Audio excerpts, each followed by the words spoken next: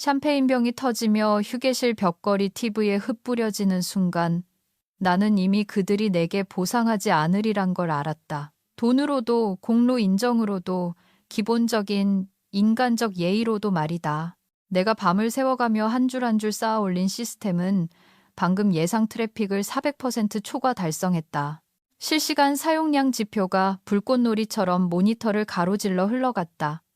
API 가동 시간은 완벽했다. 대시보드는 즉각적으로 반응했다. 부서 간 보고 시스템은 마치 잘 조율된 오케스트라처럼 원활하게 작동했다. 이 제품은 살아 숨쉬었고 효율적이었으며 안정적이었다. 그건 운이 아니었다. 그건 나였다. 사람들이 박수를 쳤다. 마케팅팀은 자축하는 셀카를 올렸다. 영업팀은 대박이라고 쓰인 촌스러운 음박풍선을 나눠주었다. 나는 한쪽 구석에 서서 미지근한 아이스 아메리카노를 마시며 내 작품이 마치 회사의 파티 장기자랑처럼 취급되는 것을 지켜보았다. 아직 화나지는 않았다. 그저 피곤할 뿐이었다. 그때 최 팀장이 그의 10,000원짜리 이발과 영구적인 비웃음을 얼굴에 달고 어슬렁거리며 들어와 마치 손님을 물지 않은 개를 쓰다듬듯 내 어깨를 툭 쳤다. 어이, 잠깐 얘기 좀. 그는 마치 지나가는 말처럼 말했다. 자네 보너스는 이번 지급 주기에서 빠질 거야. 정책 문제랄까? 알지? 나는 눈을 깜빡였다. 정책이요? 아, 상부에서 출시 후 보너스 지급을 엄격하게 관리하고 있거든. 그는 이미 몸을 돌려 걸어가며 말했다. 개인적인 감정은 없어. 개인적인 감정이 없다고. 내가 주말 내내 데이터베이스 장애를 돌보며 보낸 시간은 개인적이지 않았던 것처럼 내가 라이선스 계약서에 협상에서 넣은 13.2조 D항 제3자 보유 조건 조항이 지독하게 개인적이지 않았던 것처럼 내 커피에 섞인 피가 개인적이지 않았던 것처럼 나는 대답하지도 소리치지도 영화 주인공처럼 프린터를 뒤엎어버리지도 않았다. 나는 한번 고개를 끄덕이고 말했다. 알겠습니다. 내가 정말로 알게 된 것은 이것이었다. 그들은 내가 대체 가능한 사람이라고 생각했다. 외주업체가 남기고 간 쓰레기 더미의 잿더미 속에서 데이터 스택을 재건한 여자는 비용 절감 항목으로 분류될 수 있다고 생각했다. 회사의 분석 솔루션 공급업체와의 법적 사용 조건을 말 그대로 직접 협상한 사람에게 정책이라는 말은 용납될 만한 모욕이라고 생각했다. 그가 그 말을 할 때 최 팀장의 얼굴이 미세하게 굳어지는 것을 내가 눈치채지 못할 거라고 생각했다. 내가 그저 내가 만든 기계의 톱니바퀴처럼 계속 웃으며 출근할 것이라고 생각했다. 나는 내 자리로 돌아갔다. 사무실의 소음은 마치 누군가 현실의 볼륨을 줄인 것처럼 희미해졌다. 내 메일함은 축하 인사와 잠깐 통화 가능할까요? 같은 요청들로 가득 차 있었다. 모두가 무언가를 원했다. 지표, 차트, 시스템이 신기루가 아닌 현실이라는 증거. 나는 그들이 원하는 것을 주었다. 목소리에는 날이 서지 않았고 전달이 늦어지지도 않았다. 하지만 내 안에 무언가가 제자리를 찾았다. 분노도 복수심도 아직 아니었다. 그저 차분하고 냉정한 이해였다. 그들은 지금 법적 운영 상태가 계약서의 한 줄에 묶여있는 시스템을 사용하고 있었다. 나 말고는 아무도 읽어보려 하지 않았던 그 계약서 말이다. 그리고 그 조항에는 단 하나의 조건이 있었다. 나의 고용 상태. 그러니 최 팀장이 내게 그 무의미한 대답을 던지고 마치 내가 아직 사원증을 가지고 있는 것만으로도 행운이라는 듯이 걸어갔을 때 그는 단순히 내 보너스를 떼먹은 것이 아니었다. 그는 내가 그들의 소중한 플랫폼의 기반에 묻어둔 수류탄의 안전핀을 뽑은 것이었다. 이제 내가 할 일은 중력이 제 역할을 하도록 두는 것뿐이었다. 나는 아무에게도 말하지 않았다. 인사팀에 달려가지도 친한 사내 변호사에게 메신저를 보내지도 않았다. 나는 그저 내 암호화된 폴더를 열고 PDF 파일을 찾아 그 조항을 하이라이트하고 한동안 그것을 빤히 쳐다보았다. 나는 공급업체와의 회의를 기억했다. 그 조항을 포함시키기 위해 얼마나 힘들게 싸워야 했는지 기억했다. 나는 협상 자리에 있을 사람도 아니었다. 물론 최 팀장이 일을 망쳤지만 내가 나섰다. 2주 동안 계약서 수정본과 씨름하고 공급업체 측 법률 자문과 실랑이를 벌였다. 오직 나 자신을 보호하기 위해서. 만에 하나 그들이 언젠가 이런 식으로 나를 배신할 경우를 대비해서 나는 다시 메일함으로 돌아가 높은 우선순위의 보고서 3개를 보냈고 기획팀의 기술적인 질문 몇 개에 답했으며 월요일에 회의를 잡았다. 나는 미소를 지으며 인턴에게 손을 흔들었고 듣지도 못한 농담에 웃었다. 그리고 나서 새 이메일을 열어 법무팀 앞으로 주소를 쓰고 제목에 5글자를 입력했다. 참고, 잠재적 문제 발생 가능성. 월요일 아침은 눅눅한 도넛 냄새와 현실 부정의 기운으로 가득했다. 복도 카펫에서 축하 색종이 조각들이 채 청소되기도 전에 전체 메일이 쏟아지기 시작했다. 놀라운 팀워크, 회사를 위한 역사적인 승리 같은 제목들이 작은 기업용 불꽃놀이처럼 메일함을 울렸다. 그리고 각 메일에는 똑같이 기름진 지문이 묻어 있었다. 임원진들이 내 성과를 가지고 스스로를 칭찬하고 있었다. 오전 10시 6분경 공식적인 프로젝트 결과 보고서가 배포되었다. 내가 디자인한 차트로 꾸며지고 내가 맞춤 설정한 브랜딩 색상으로 칠해지고 내 시스템의 중추에서 직접 뽑아낸 지표들로 꿰매어진 깔끔한 PDF 파일이었다. 2년에 걸친 주말 근무로 설계된 것이 아니라 마치 들판에서 발견된 것처럼 3인칭으로 쓰인 아키텍처 요약이 2페이지에 걸쳐 있었다. 그리고 어디에도 내 이름은 없었다. 저자, 기획팀장, 운영이사, 그리고 최진호 팀장. 한때 나에게 파이썬이 그 뱀 이름이냐고 물었던 그 남자가 내가 6주 전 사내 메신저에 그대로 썼던 문구들이 포함된 기술 개요서에 서명을 했다.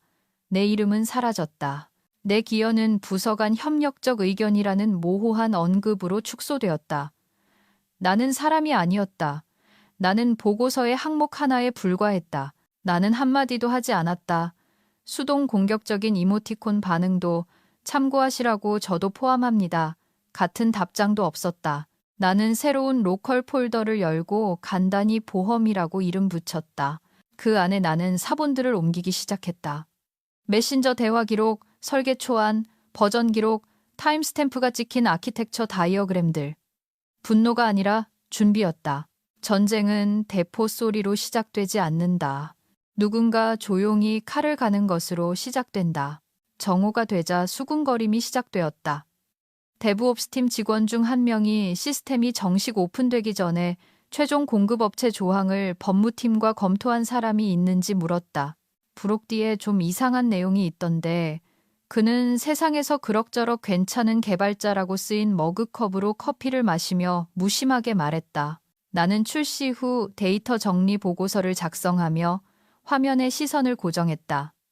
한 프로젝트 매니저가 답했다. 법무팀에서 대충 훑어봤겠죠, 뭐. 별일 없잖아요? 나는 희미하게 미소 지었다.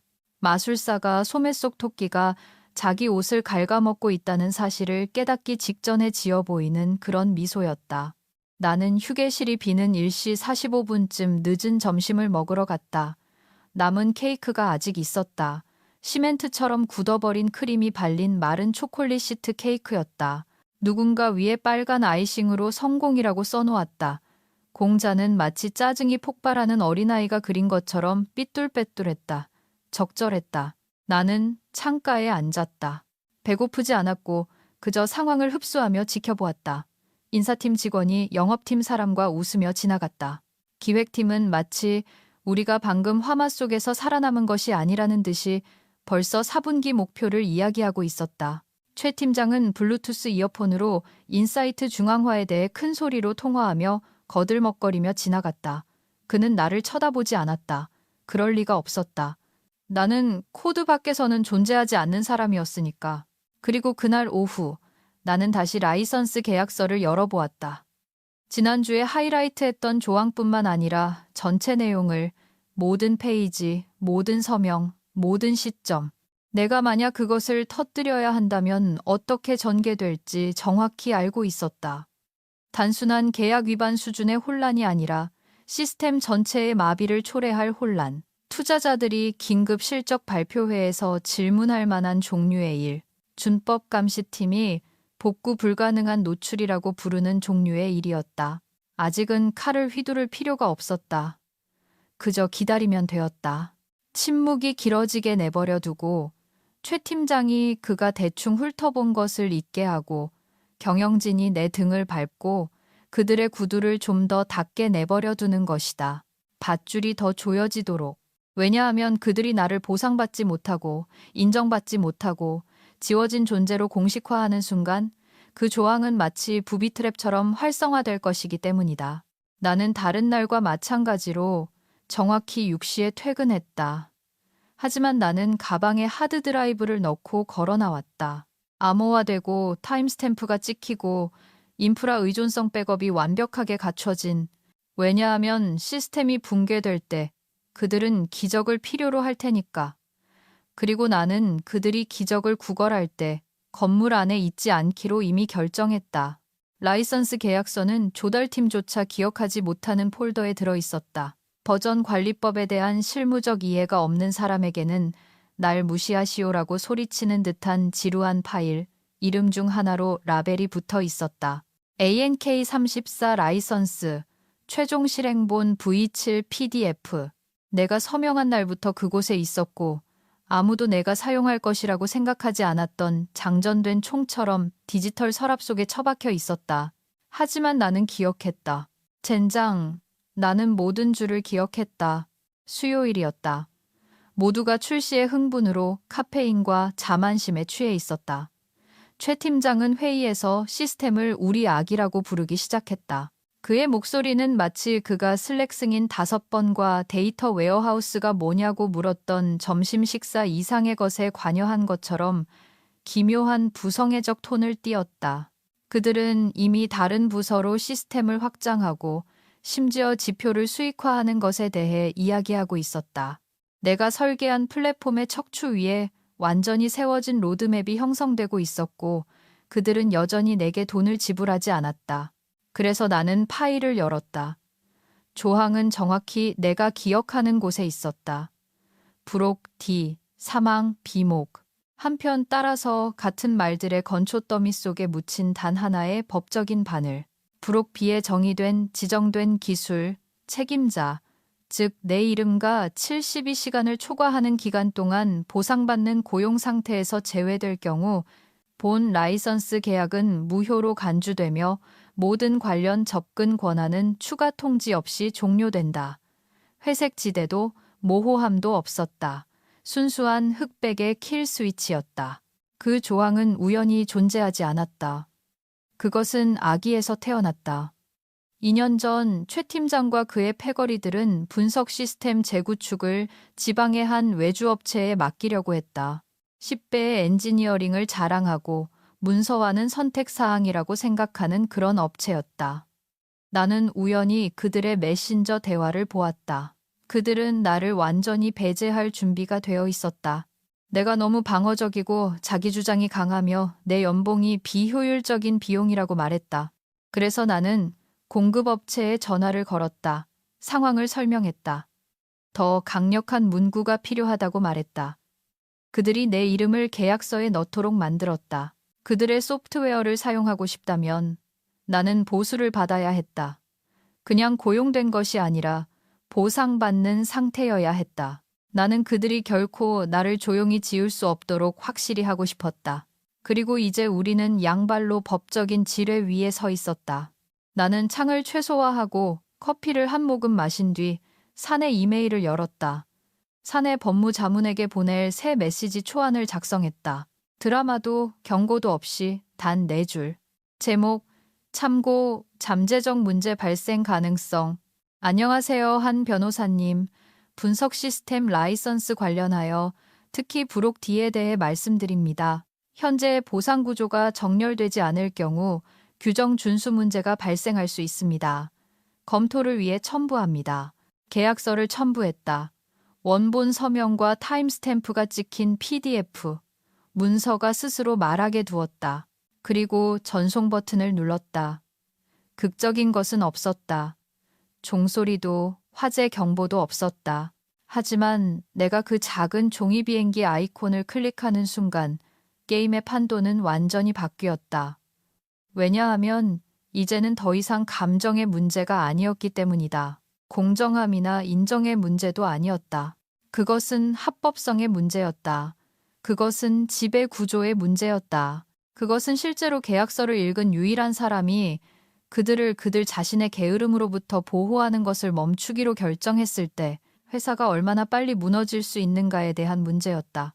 나는 수신 확인을 기다리지도 그녀가 답장했는지 확인하기 위해 새로 고침하지도 않았다.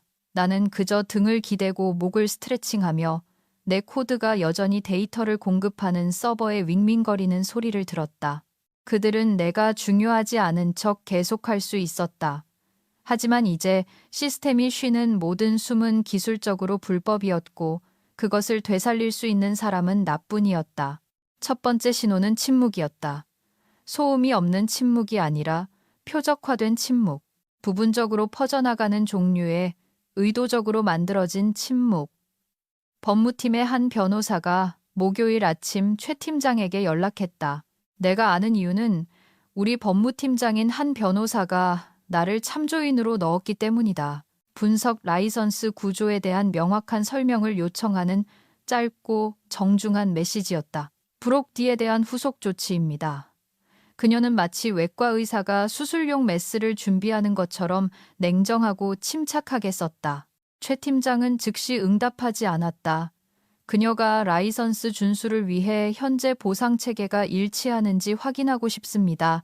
라고 다시 연락한 후에도 마찬가지였다. 그는 6시간 동안 읽지 않은 상태로 두었다. 나는 그의 사내 메신저 상태가 활동 중과 회의 중 사이를 오가는 것을 보았다. 작은 녹색 점이 심장 박동처럼 깜빡였다. 그러다 이상한 일이 일어났다. 내가 데이터 운영팀 메신저 채널에서 제외되었다. 경고도 설명도 없이 그냥 휙. 한순간 나는 새로운 엔드포인트 통합에 대한 대화를 읽고 있었는데 다음 순간 나는 마치 서바이벌 쇼에서 탈락한 사람처럼 이 워크스페이스에 더 이상 접근할 수 없습니다. 라는 메시지를 쳐다보고 있었다. 아침 정기회의 초대장도 마찬가지였다. 내 캘린더에서 사라졌다. 내가 있어야 할 화상 회의실에서 화면 공유 알림이 떴다가 사라지는 것을 보고서야 알아차렸다. 그들은 나를 고립시키고 있었다. 최 팀장은 아마도 자신이 전략적이라고 생각했을 것이다. 파장을 억제하고 내 노출을 제한하고 대면의 골치 아픔 없이 구조 조정을 시작하려는 것이었다. 어쩌면 그는 내 접근 권한을 차단하면 내가 포기하고 떠나고 다른 많은 사람들처럼 조용히 인사기록 보관소로 사라질 것이라고 생각했을지도 모른다. 대신 나는 새 스프레드시트를 열고 핵심 의존성 분석 V3.6이라고 제목을 붙였다. 나는 모든 것을 나열하기 시작했다. 내 파이프라인으로 구동되는 일일, 영업 대시보드, 이사회를 위한 고객 이탈 보고서는 내 파이셔 스크립트를 사용한다. 실시간 운영 모니터링은 내 카프카 스트림을 통해 실행된다. CFO의 분기별 보고를 위한 예측 도구는 내가 배포한 모델에서 데이터를 가져온다. 데이터 웨어하우스 변화는 지난 2월 최 팀장이 와이파이 불량으로 재택근무를 할 때 내가 눈보라 속에서 손수 만든 크론 작업으로 예약되어 있다. 점심시간까지 나는 내 코드베이스에 연결된 43개의 시스템을 목록에 올렸다. 퇴근 무렵에는 68개, 자정에는 92개가 되었다. 각 항목에는 고유한 줄이 할당되었다. 각 항목에는 간단한 설명, 타임스탬프, 소유자, 그리고 장애 조건이 있었다. 나는 마지막 열을 추가했다. 라이선스 없이 중단 시점, 스포일러. 대부분은 공급업체 감사 후 72시간 내에 붕괴될 것이었다. 최 팀장의 도박은 오만한 것을 넘어 자살 행위였다. 그런데도 그에게서는 아무런 답이 없었다. 법무팀에도 방향 수정도 없이 그저 침묵과 부드러운 고립뿐이었다. 그들은 내가 조용히 떠날 것이라고, 내가 증거를 가지고 있지 않다고, 내가 복수심이 강하거나 강력하거나 법적으로 보호받을 만큼 충분하지 않다고 장담하고 있었다. 그들이 깨닫지 못한 것은 내가 바로 그 방아쇠를 만들었다는 것이다. 내가 배선을 설치했다. 내가 조항을 썼다. 나는 소리칠 필요가 없었다. 폴더와 원안을 들고 회의실에 쳐들어갈 필요도 없었다. 내가 해야 할 일은 기다리는 것뿐이었다.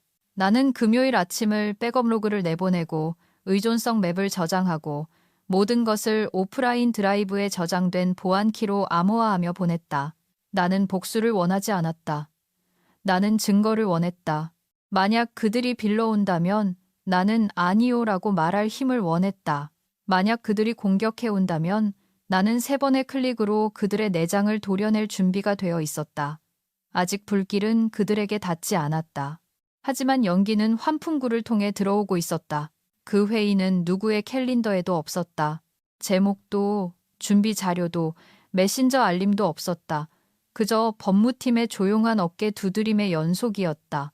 한 변호사가 마치 선고 전 배심원단을 소집하듯 몇몇 이름을 회의실 C로 불러 모았다. 아내는 최 팀장이 붉어진 얼굴로 지루해하고 있었다. 인사팀의 누군가는 마치 고등학교 응원 집회에 온 것처럼 껌을 씹고 있었다. 대학원을 갓 졸업한 재무분석가는 차라리 다른 곳에 있고 싶어하는 표정이었다.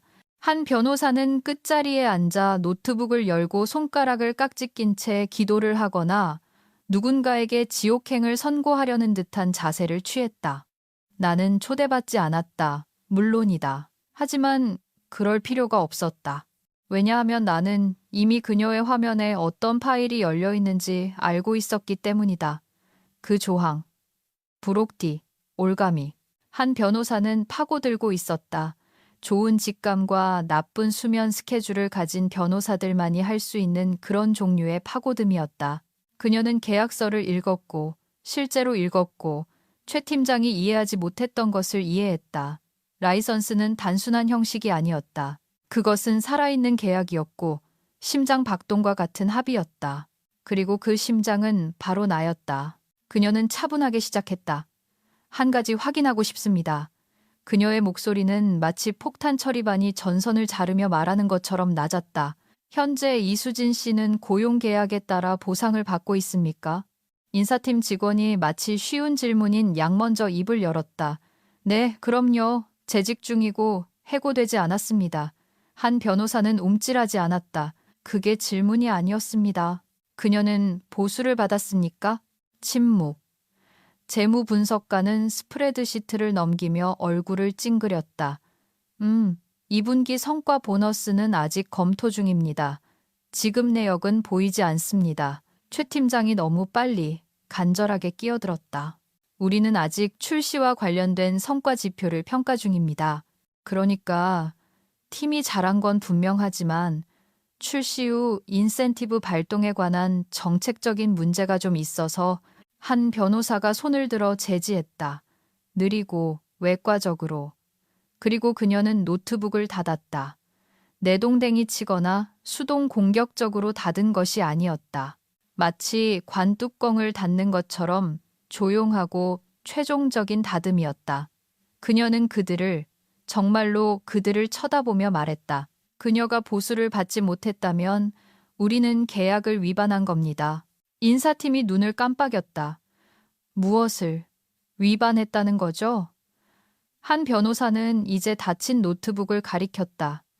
13.2조 D항입니다.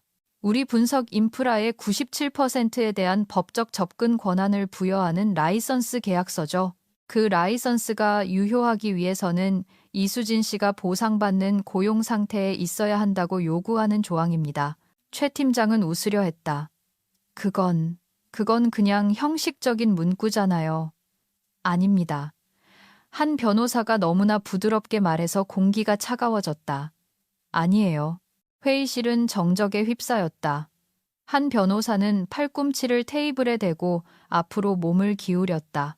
이 문제가 해결되지 않으면 우리는 규정을 위반하는 것이고 이는 시스템에 대한 우리의 접근이 불법이라는 것을 의미합니다.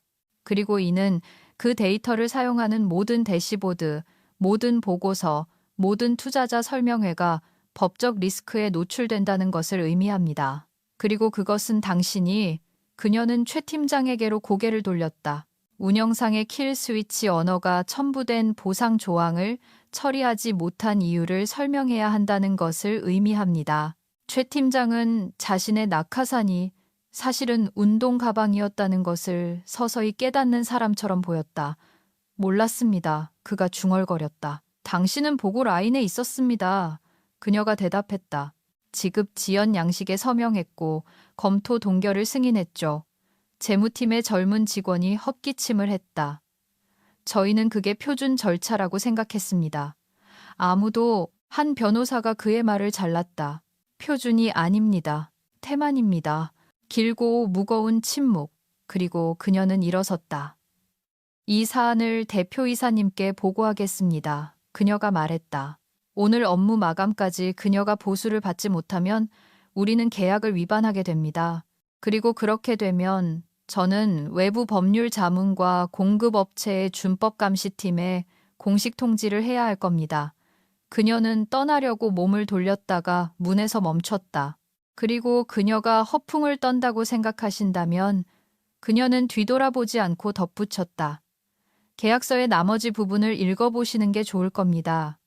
대부분 그녀가 썼으니까요. 유리벽 너머로 IT팀의 누군가가 깜빡이는 모니터를 들고 지나갔다. 밖에서는 세상이 계속 돌아가고 있었다. 하지만 그 방 안에서는 불길이 떨어졌다.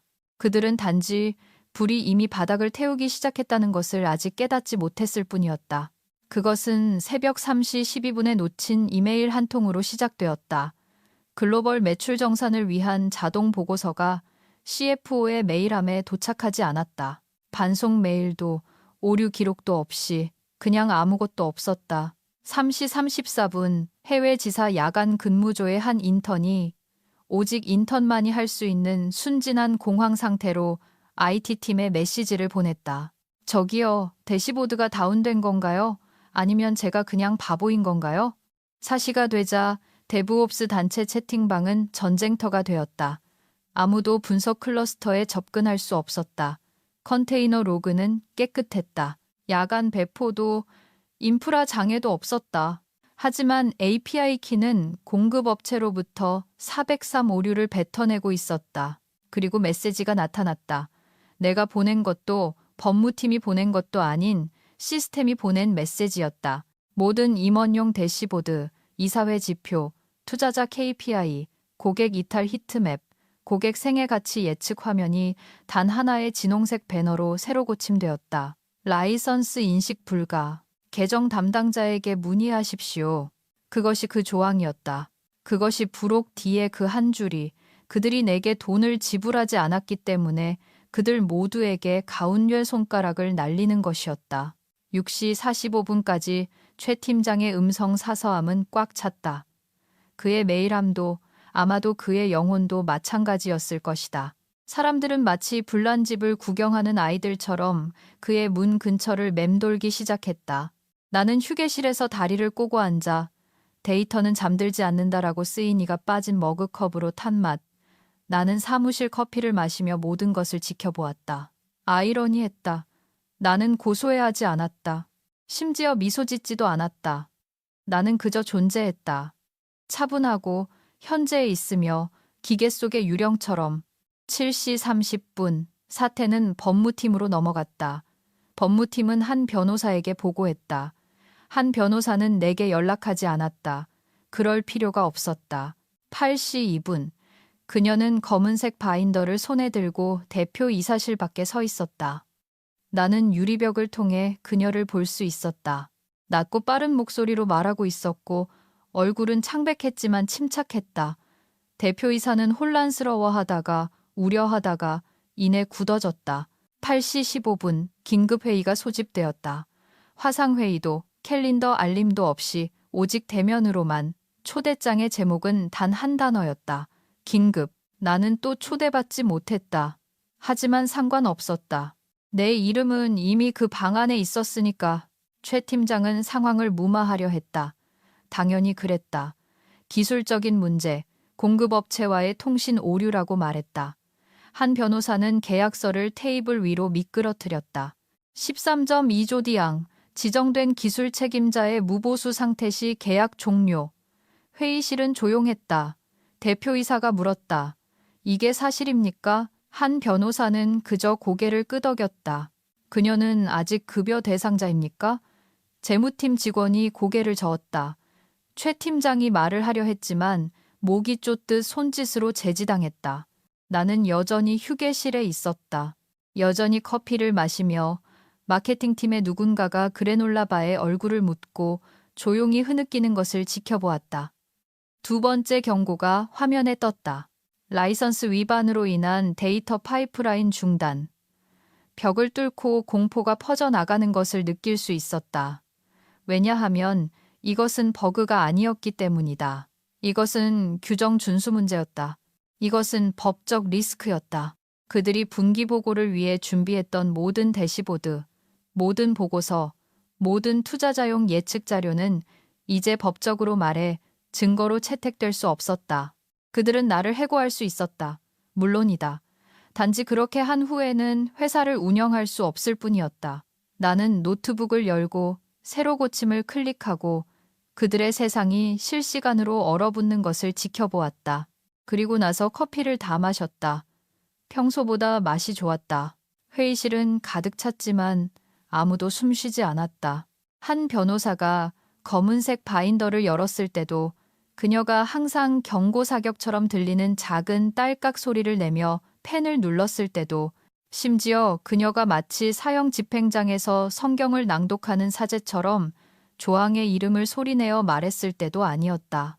부록 D 13.2조 D항. 그녀는 페이지를 훑어보면서 말했지만 목소리는 정확히 최 팀장을 향해 있었다. 지정된 기술 책임자의 무보수 상태 시 계약 종료. 프로젝터는 꺼져 있었고 블라인드는 내려져 있었다. 차트도 슬라이드 덱도 변명도 없었다. 오직 인쇄된 종이와 지뢰를 밟았다는 것을 깨달은 5명의 임원들의 집단 심박수뿐이었다. 한 변호사는 폭풍이 이미 지나간 듯 차분하게 고개를 들었다. 제발 그녀에게 돈을 지불했다고 말해주세요.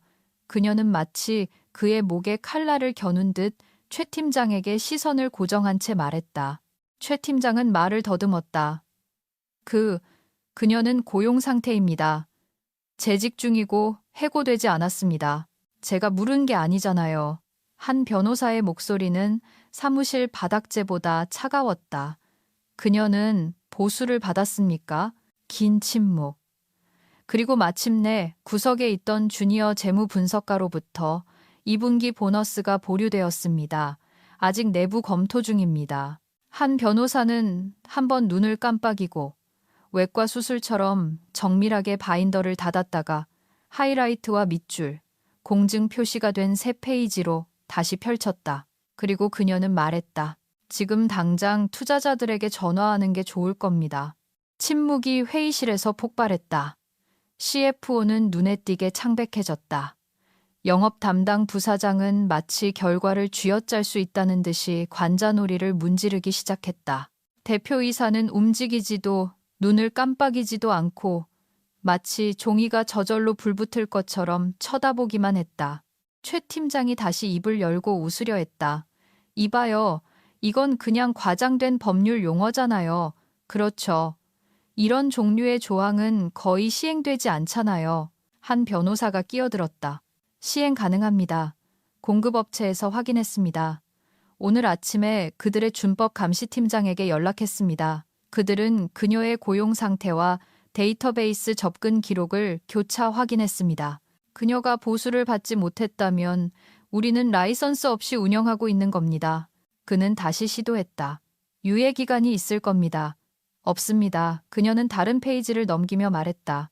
72시간. 그 기간은 어젯밤 11시 43분에 만료되었습니다. 또 다른 침묵. 이번에는 더 어두웠다. 한 변호사는 일어서서 재킷을 바로잡고 최 팀장이 아닌 대표이사를 바라보았다. 즉시 소급 보상을 지급하고 이사회와 투자자들을 위한 공시를 준비할 것을 강력히 권고합니다. 이번 위반은 운영뿐만 아니라 해당 파이프라인에서 생성된 모든 하위 보고서에 영향을 미칩니다. 대표이사는 코로 거칠게 숨을 내쉬었다. 해결책이 있습니까? 한 변호사는 바로 대답하지 않았다.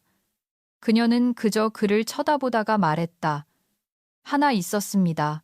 당신들이 그녀의 보너스가 정책 예외를 둘 만큼 가치가 없다고 결정했죠. 최 팀장은 이제 눈에 띄게 땀을 흘리고 있었다. 그는 물병을 잡으려 할 때 손이 약간 떨렸다. 저는 몰랐습니다. 그가 중얼거렸다. 아무도 그 조항이 진짜라고 말해주지 않았어요. 당신은 계약서에 서명했습니다. 한 변호사는 이미 문을 향해 몸을 돌리며 대답했다. 그리고 그녀는 서면으로 2번이나 그 문제를 지적했죠. 그때서야 그들은 이것이 실수가 아니라는 것을 깨달았다. 서류 작업의 우연이나 의사소통의 오류가 아니었다. 이것은 그들이 소모품이라고 생각했던 누군가에 의해 설계된 전문적인 시스템이었고 그들 중 누구도 읽지 않은 조항에 의해 유지되고 있었다.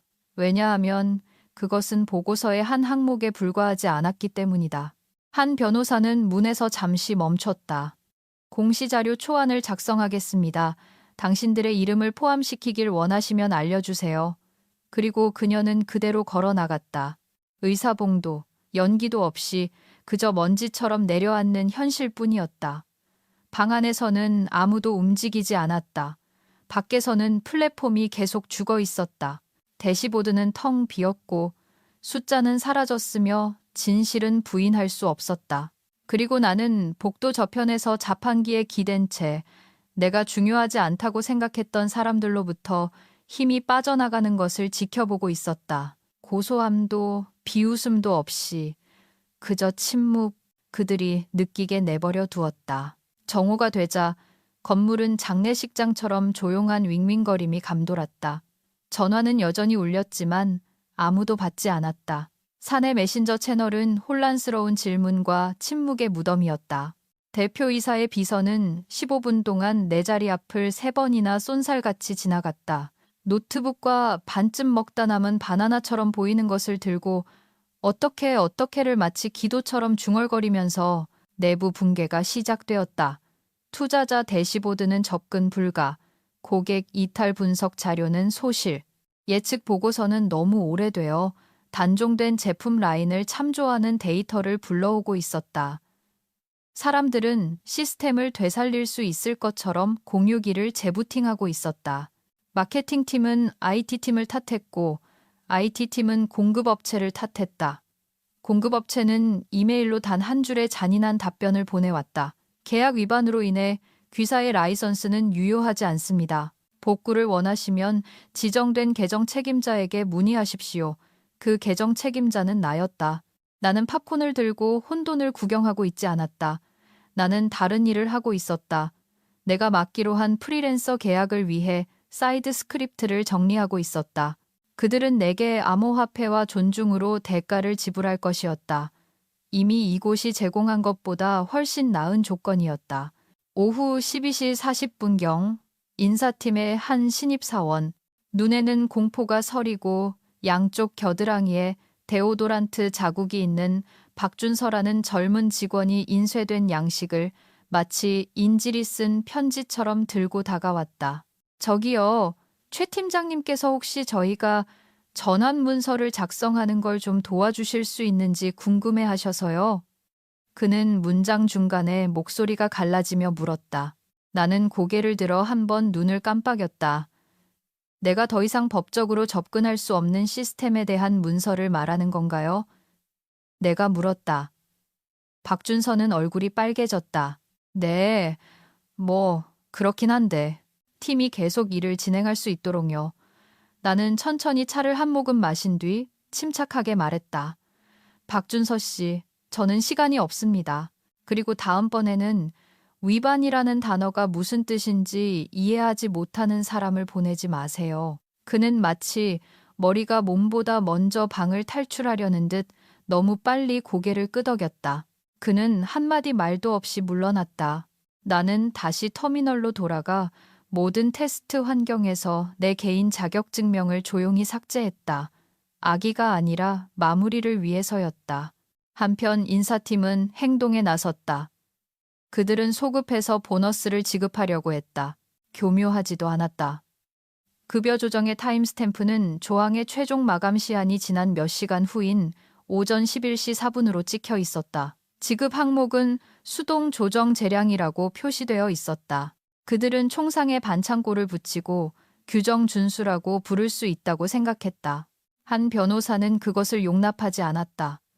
그녀는 리더십 전체에게 짧고 잔인하며 반박할 수 없는 전체 메일을 보냈다.